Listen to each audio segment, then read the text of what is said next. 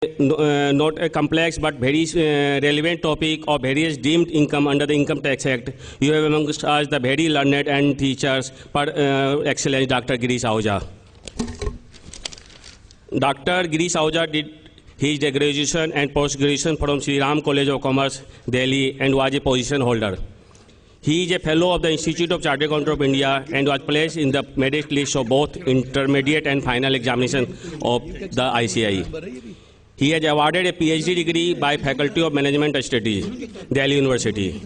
He is a visiting faculty member of the Institute of Chartered Accountants of India, ICSI, ICWA, and various management institutes. He has been nominated for 2 terms by the Government of Central Council of the Institute of Company Secretaries of India. He was a member of Accounting Standard Board, Accounting Board of Institute of Chartered Accountants of India for 3 years. He is a special invite to the Physical Committee of ICAI and members of Editorial Advisory Board of the Institute of Company Secretaries of India. He is also on the board of directors of many companies, and he has vast and rich experience in the field of finance and taxation. Dr. Ahuja has addressed more than 1,000 seminars organized by the various branches of Institute of Chartered Accountants of India. He is the author of over a dozen books of direct taxes for students and many popular books for our professional friends.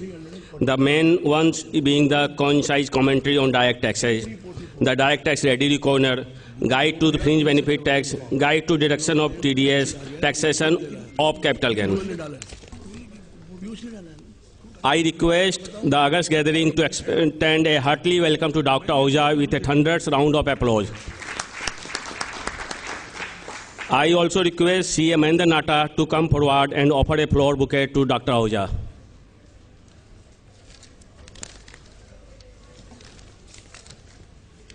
Thank you. Thank you, Mahendra ji.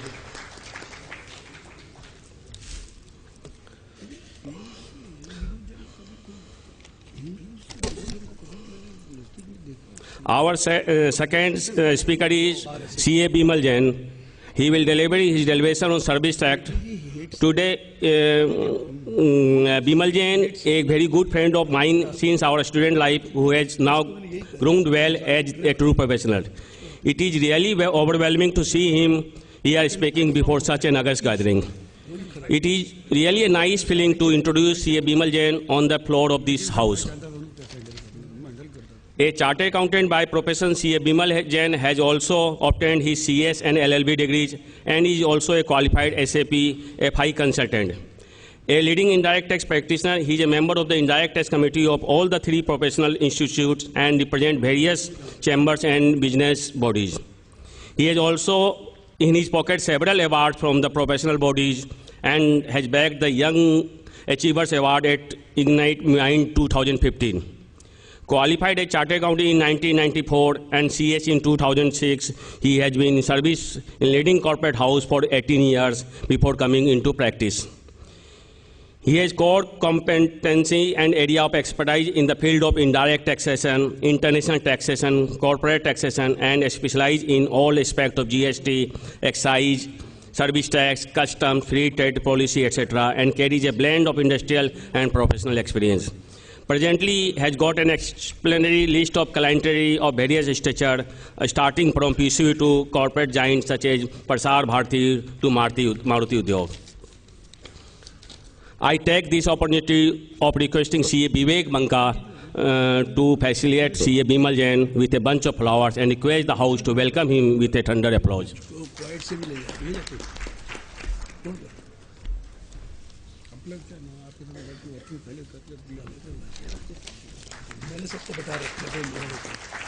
Thank you, Vivek. I now request our past president and chairman for the technical session, C.A. Subodh Agarwal, to address the house and then conduct the session. Thank you. Mr. Gupta, Ravi Gupta ji, sitting on the audience, the speaker for the next session. Friends, first of all, my personal thanks to Girish Ahuja ji, since I knew that he has some family issues, and that is the reason he is not traveling anywhere for giving lecture, though it is very close to his heart, and he is very passionate, and whenever he gets any invitation from anywhere, he loves to accept and go everywhere. But then I told the VIP that fine, I will speak to him, and I'll see that if he has not otherwise compulsion, he may come. So, sir, my personal thanks to you. We know Gireesh Ahuja ji. I will like to correct the record of Dilip ji straight and right, that it is not more than 1,000, but it is around 2,300. How many, sir? 44. 44. This is 45th. This will be 2,345th. That you will be speaking. So this shows the kind of experience, exposure, maturity that he has got. I personally believe that you cannot make yourself learned only by reading. You can read 15 to 20 hours in a day, but then the question that comes in front of you, the issues comes across you, that makes you perfect, and that is Gyani and Vidwan and Pandit. Probably Gireesh Ahuja ji has become Pandit in income tax matters by addressing various issues that has been raised across the country, and I'm sure that across the globe also, that he addressed 2,344. This is the 45th issues. And that is the reason, even if we ask him to speak on any topic, particularly to income tax, he'll be probably ready to speak on any topic, though he need not be ready. I mean, he did not prepare for that. For me to become a chairman also, I need to get prepared and have a notes, because we feel that no, we need to prepare for ourselves, because our delegates are much more learned than what we are sitting on the dais. For obvious reason, we are made to sit on the dais, but the audience sitting on the other side, they are more learned, and they are there to ensure we become more learned by their valid and very reasonable questions also. Friends, Ahuja ji, though he was scheduled to speak second position on the second number, but though he has to take early flight, he has to reach Delhi. I have already requested the organizers to change his flight and make a 2 o'clock around flight. Ahuja ji is speaking on dimmed dividend. All of us know, dimmed income, which include dimmed dividend also.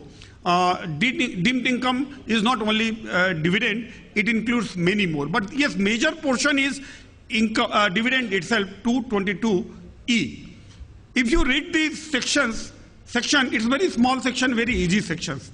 But the moment you dive into it, you find many issues. And each and every, in one sentence, you will find there are 10 issues that need to be clarified, otherwise you cannot reach to the destination. You cannot get the moti inside the sea and take out that, and then you can say that yes, I know what is dimmed dividend. And then for that matter, if we go to other area, the other things are like in dimmed income, there are 64, section 64, that is addition of the spouse and minor child. Then there is gift. So that is also included there, that is added in the other income. Then there is cash credit 68 and unexplained investment under 69. So dimmed income encompasses into itself many issues, many areas. I'm sure within a given time frame of maybe one hour or 60 to 75 minutes, 75 minutes probably, Gireesh ji will try to cover as maximum as possible. I will not give an outline of which section he need to cover more, since he has addressed more than 2,000 places. He knows what the audience would like to listen. And in between, if you have any questions, I will request you to please just note down in your slip and you send it to me, so that at appropriate time we can request Gireesh ji to clarify that. With this, may I request Gireesh Ahuja ji to please take the stage. Chairman of the technical session and the past president of the Institute of Chartered Accountants of India, Mr. Subodh Agarwal, president of the VIP Study Circle, Mr. of course Vijay Agarwal, Vice President Mr. Dilip Agrawal ji, Mr. Rajesh Singhania, fellow Speaker on Service Tax Mr. Bimal Jain, and of course my co-author Dr. Ravi Gupta, who has come with me and traveled with me. Let me tell you, you will find him more competent than I am. I'm telling you, you wait and watch after the second session. And he is the member of the Tax Reform Committee constituted by the Finance Minister recently. And you may give any number of suggestions to him. The first suggestion which I have given him, that please, income computation standards should be postponed. And he has agreed to postpone those standards also. I think it will be postponed very soon. Income tax, the ICDS, whatever is there. And many other things are there. He is very close to the Finance Minister. They were traveling together during those days on buses and all that. Now he is the Finance Minister, but of course, he is my co-author and we have been together right from 90s. उनकी उसमें मत जाना, वो मेरे से 8 साल junior हैं. कभी आप कहो कि वो मेरे सीनियर हैं तो नीचे नाम क्यों है उनका? उनका नाम नीचे इसलिए वो मेरे जूनियर हैं. That I may tell you very, very frankly. And he had been my student also at times. तो चलिए, let us start with that, talking about deemed income. A very misconception we have about deemed income. We tell everything as deemed income without listening to, checking upon Section 2, Clause 24, the definition of income. We call the gift as a deemed income. We are calling voluntary donation as a gift income. We are calling income from winning of lottery as a gift income without realizing what is given in the definition of income. Then how can you call it as a deemed income? You can't call it as a deemed income. Section 2, Clause 24 very clearly says income includes. And when it says it includes, then where is the question of deemed? Deemed is only when it is not included in the income. Section 2, Clause 24, subclause 2i says, any voluntary donation, voluntary contribution received by a charitable or religious trust, whether partly or wholly, or by an institution which is established for wholly or charitable purposes, or Section 1021, it will be treated as income of that trust or institution. Voluntary donation normally appears to be capital receipt. It appears to be capital receipt. But for these institutions, we call it as what you call income, taxable. As under Section 2, Clause 24, of course, read with other sections. What about capital gain? Capital gain is also capital receipt. But very clearly, Section 2, Clause 24 says it includes capital gain. What about gift?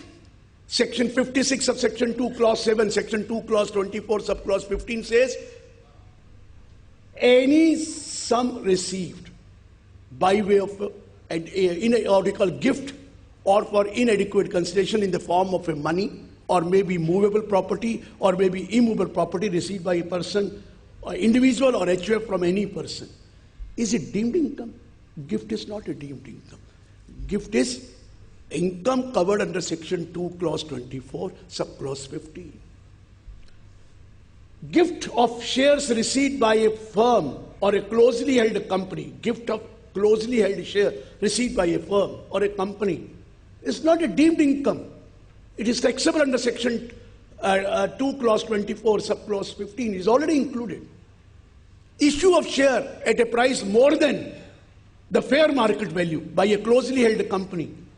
Is it a deemed income? No, it is the income of the company, but already covered under Section 2, Clause 24. It is income. Winning of lotteries, crossword puzzle, races, card game, etc. It's already an income. It is not deemed income. So why we call it as a deemed income? What can be a deemed income?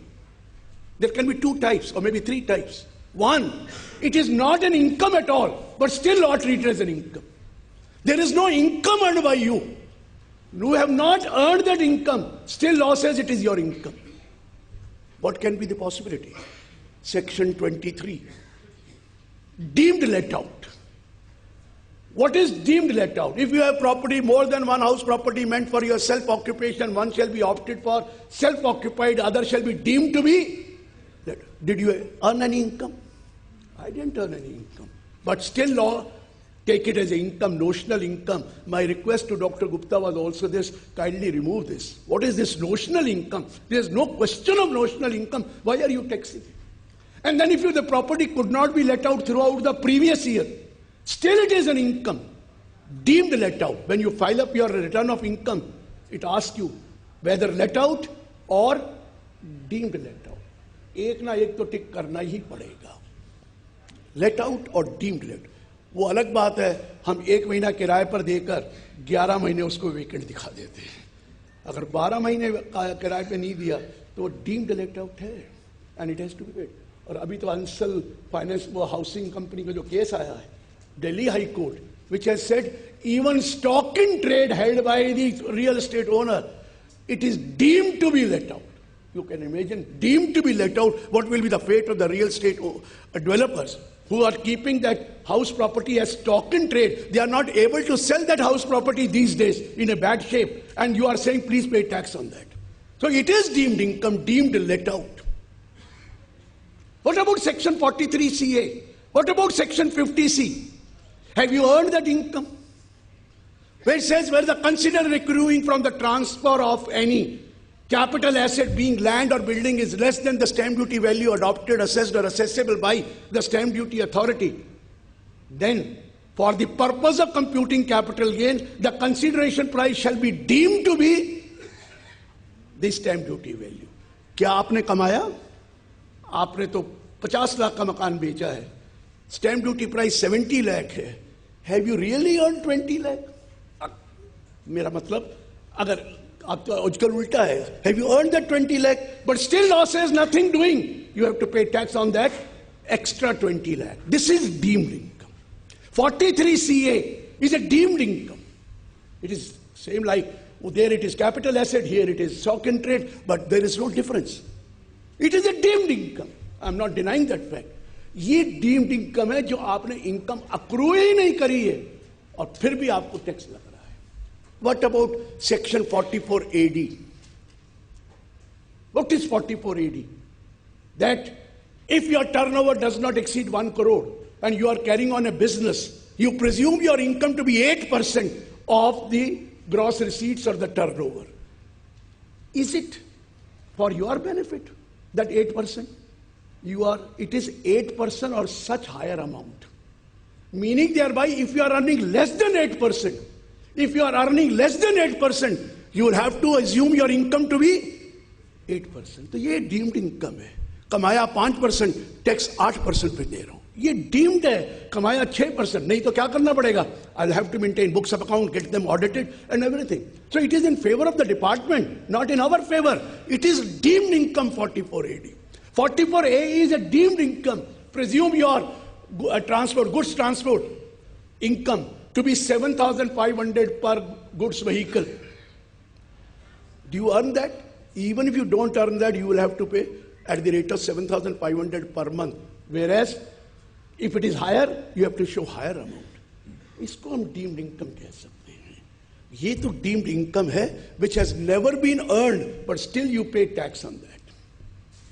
Pay tax on that. What about section 41? People say this is also deemed income. 41 क्या है?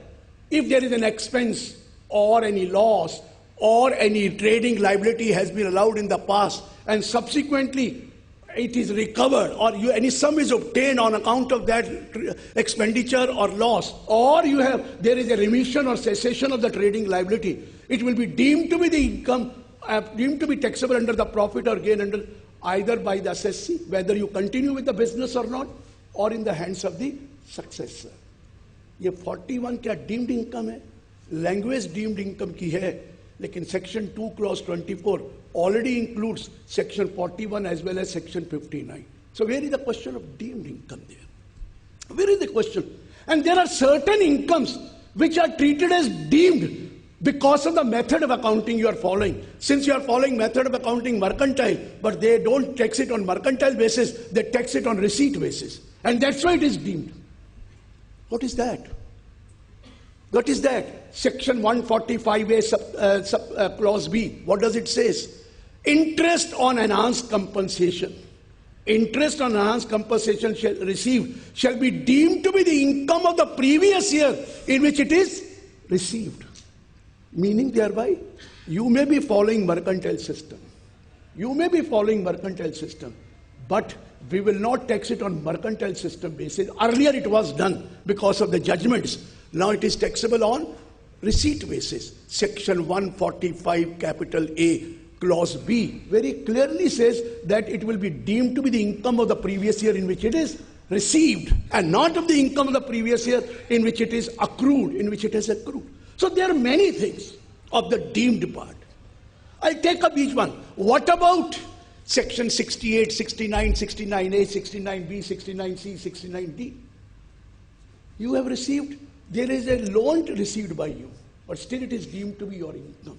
Unexplained investment, investment not fully disclosed, money, bullion, for jewelry found in your possession. What is that? This is deemed income. 68, 69, 69A, 69B, 69C, 69D. And what about that? Mr. President has said section 2, clause 22E. That is also a deemed income. Rather, section 222A, B, C, D, E, all are deemed income. Because you are not giving something in cash, but still it is treated as deemed income. But the best is, of course, is section 2, clause 22, subclause E, which he has mentioned. So the concept of deemed income, please don't take it, find out first. What about the forfeiture of money which you have received against the advance of the property?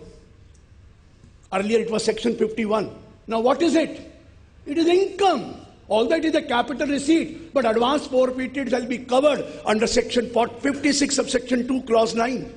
It is now taxable under the head other sources in the year in which the advance is forfeited.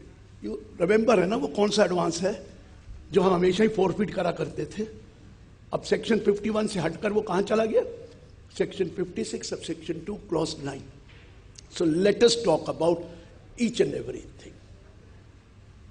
First, I am taking the gift. I talk about gift. People say gift is taxable. Not necessarily. Gift received from a related person is not taxable. But gift received from unrelated person is taxable under section 56 of section 2, clause 7 if it is received by individual or HUF. Only individual or HUF. Gift is taxable. लेकिन बहुतों को गलती है, gift genuine होनी चाहिए, और gift कभी genuine होती है? हमारे कंट्री में गिफ्ट ली जाती है, दी नहीं जाती है. हम गिफ्ट लेते हैं, देता कौन है? कोई किसी को गिफ्ट देता है? मैंने तो आज तक नहीं देखा कि ब्रदर ब्रदर को गिफ्ट दे दे, ब्रदर सिस्टर को गिफ्ट दे दे. मैंने नहीं देखा. पेरेंट्स देते हैं अपने बच्चों को सेट करने के लिए. Obviously they make a gift. या एक और प्राणी है फादर इन लॉ जिसको गिफ्ट देनी पड़ती है इस कंट्री में, अदरवाइज कोई गिफ्ट नहीं देता. No one gets a gift. But यहां तो रामलाल सुलेमान को गिफ्ट देता है, कहता है जी लड़ाई है, नेशनल इंटीग्रेशन है. Ramlal giving gift to this Suleman. But please 56(2)(7 gift तब टैक्सेबल है जब वो जेन्युइन हो. जेन्युइन हो तब 56(2)(7 में आएगी. If the gift is ingenuine, if the gift you cannot prove that it is genuine, then you will come under section 68 if you are maintaining books of accounts. Please, very important point. Gift from related person will also come under 68 if it is not genuine. Gift from related person is not an income provided it is genuine. But gift from related person will be an income covered under 68 if it is not genuine. बताऊंगा. Second point, gift from unrelated person, more than 50,000 or whatever may be cash or movable property or movable property, is covered under section 56(2)(7. It is taxable. But wait, if it is not genuine, it will not fall under section 56 of section 2, clause 7. It will fall under section 68 if you are maintaining books of account. And if you are not maintaining books of account, it may fall under 69 in unexplained investment. It may fall under other section, but not under 56. हमारे दिमाग में यही है, gift ले लो और tax दे दो और ये कोई दिक्कत नहीं होगी. ये बिल्कुल गलत कॉन्सेप्ट है. 90% people are showing income from other sources. Saying that income from other sources, we are paying tax. What is the difficulty? Sir, this is wrong. You have to give the source of that income, nature and source of that income. Then only it will come under other sources. Now, if you look up your form, they have said, please specify the nature of that income from other sources. नहीं तो VDIS हो गया.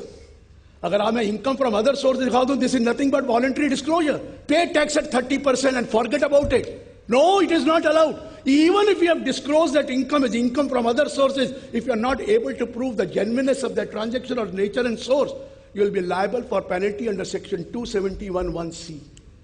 You don't offer an explanation which is found to be false, offer an explanation which you are not able to substantiate, will be liable under explanation 1, section 271(c).